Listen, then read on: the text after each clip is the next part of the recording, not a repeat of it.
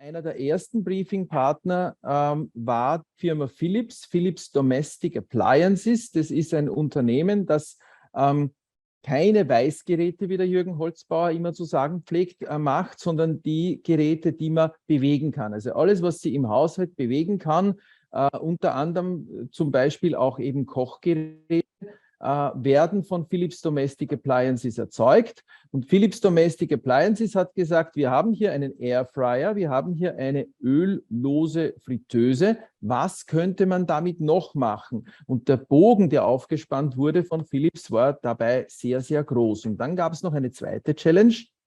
Die zweite Challenge, die Philips ausgegeben hat, war, wie kann ich Food Management für den Haushalt mit intelligenten Lösungen, mit digitalen Lösungen verbessern. Zu all dem gab es Ausarbeitungen im Industry Meets Makers Bootcamp und der Jürgen wird uns jetzt erzählen, was so die ersten Ausarbeitungen waren, was die Konzepte sind und was entstanden ist. Jürgen Holzbauer, bitte zu dir. Ja, wir haben zwei Teams gehabt, eines in Klagenfurt, eines in St. Pölten, die sich um das digitale Lagermanagement für zu Hause gekümmert haben, mit dem Schwerpunkt, wie kann ich diese Lebensmittel, die in den Haushalt kommen, am einfachsten hochladen in das Datensystem ohne großen Aufwand. Das erste Team, das Team Klagenfurt, das eigentlich ein Villach-Team ist, das sind Schüler von der HTL Villach, wird jetzt am Anfang präsentieren und das St. Pölten-Team eher gegen Ende der Veranstaltung. Und gleich nach dem Villacher-Team wird es noch eine Präsentation geben über eine Erweiterung des Airfryers. Aber beginnen wir mal mit dem Digital Food Management Team aus Villach. Und ich bitte jetzt den einen der drei Schülern, HTL-Schülern, jetzt quasi die Präsentation zu starten. Hello and welcome to our presentation of the app Orange, the New Green, which should save the consumer money and save food from being thrown away. This is our very hardworking team, which worked on bringing this idea to its very full potential.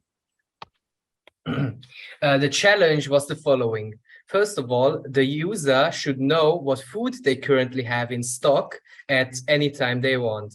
Secondly, the app should have recipes that are either recommended to the user or that the user can add themselves.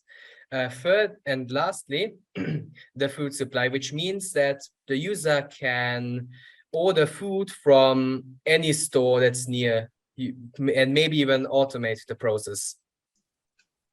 So the target.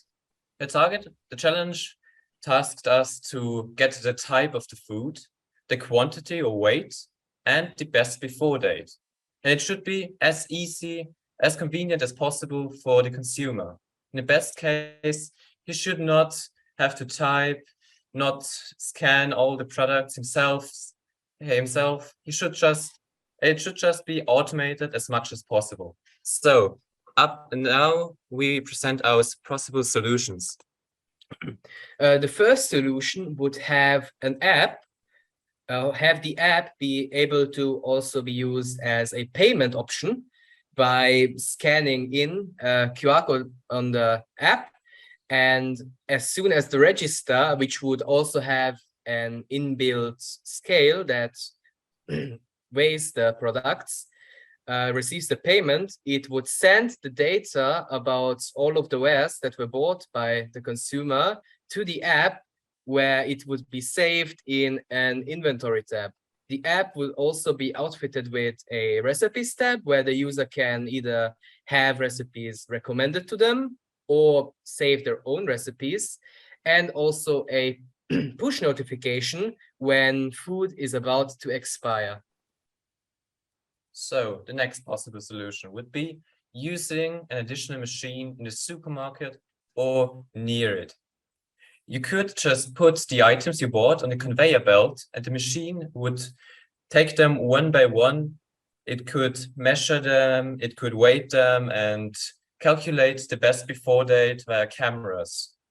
This data it could send to the application and there it can be stored and used like we already said. It would be cheaper than it would be cheaper and easier to use and save time for the user, because it can do something during the process and it can easily be combined with the other processes to get the data. So our next possible solution. Yes, a third possible solution is crowdsourcing barcode product combinations. The user scans the items at home.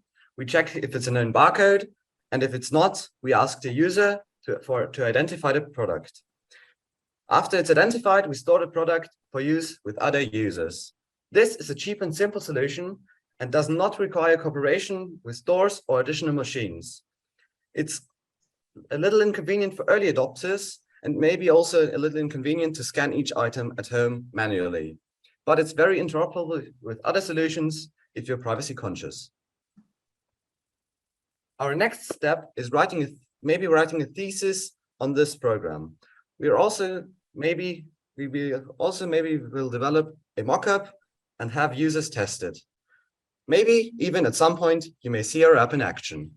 Thank you for listening to our presentation. If you have any questions, you can of course ask us.